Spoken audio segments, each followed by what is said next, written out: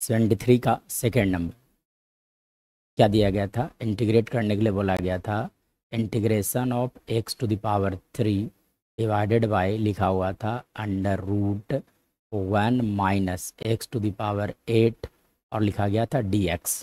तो कैसे इंटीग्रेट किया जाएगा? तो इंटीग्रेट करने के लिए एक बेसिक सा फार्मूला होता है जो कि आपको मेमोराइज होना चाहिए। अगर लिखा हुआ है dx अपॉन अंडर रूट लिखा होगा अगर 1 माइनस एक्स स्क्वायर, इसका इंटीग्रेशन लिखा जाता है sine inverse of x plus सी।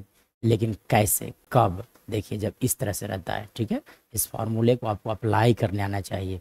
अगर लिखा है under root 1 minus x, x का कुछ यूँ रहेगा, होल स्क्वायर होना चाहिए, ठीक है। साथ साथ ये एक्स जो लिखा गया इसका डीसी, एक्स का डीसी अगर ऊपर में मल्टीप्लाई है तब लिखा जाता है formula sine inverse of x plus c. मतलब इस एक्स के ऊपर कोई दूसरा फंक्शन अगर आ जाते हैं तो इस फंक्शन का डीसी जो होना चाहिए वो डी एक्स साथ अगर मल्टीप्लाई है तभी हम लोग लिखते हैं साइन इनवर्स ऑफ एक्स। ठीक है, चलिए अब देखिए इस फॉर्मेट में सेट किया जाए। तो इंटीग्रेट करना था हम लोग को उस फॉर्मेट में लेकर चला जाए, ठीक है। तो देखिए कैसे इंटीग्रेट किया जाएगा। तो मैं क्या करता हूँ, इस तरह से लिखा गया था integration of x to the power 3 as it is रहने दिया जाए।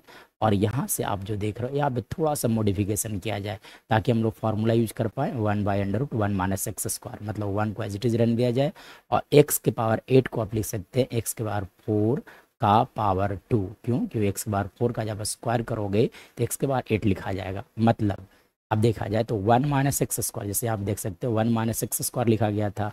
अब इस एक्स के जब जो कुछ भी है इसका डीसी, चलिए अब आप जब डिफरेंशिएट करोगे एक्स टू पावर 4 को एक्स के रिस्पेक्ट में तो इसका डिफरेंशिएशन आएगा 4x टू द पावर 3। अब देखना है कि क्या डी एक्स साथ डीसी मल्टीप्लाइड है। अगर नहीं है तो सबसे पहले क्या करना होगा, आपको डिफरेंशिएशन से मल्टीप्लाई और डिवाइड करना होगा। तब आप क्या करो, यहाँ पर डिनोमिनेटर में जानबूझकर आप लिख दो 4x³, ठीक है। और अंडर रूट जो लिखा गया था एज इट इज रहने दिया जाए 1 minus x to the power 4 का पावर लिखा गया था आपका 2, ठीक है, एज इट इज रहने दिया जाए पावर 4, ठीक है ना, का dx। चलिए अब आपने क्या किया कि देखिए लिखा हुआ था एक्चुअली में x³ और आपने क्या लिख दिया 4x³, इसलिए अब आपको क्या करना पड़ेगा 1/4 से डिवाइड करना होगा। मतलब अब हम लोग इस फॉर्मूले की यूज करेंगे तो लिखा जाएगा ना integration of 1 by under root 1 minus x square that is equal to sine inverse of x, x का मतलब कौन सा हो गया x to the power 4 plus C.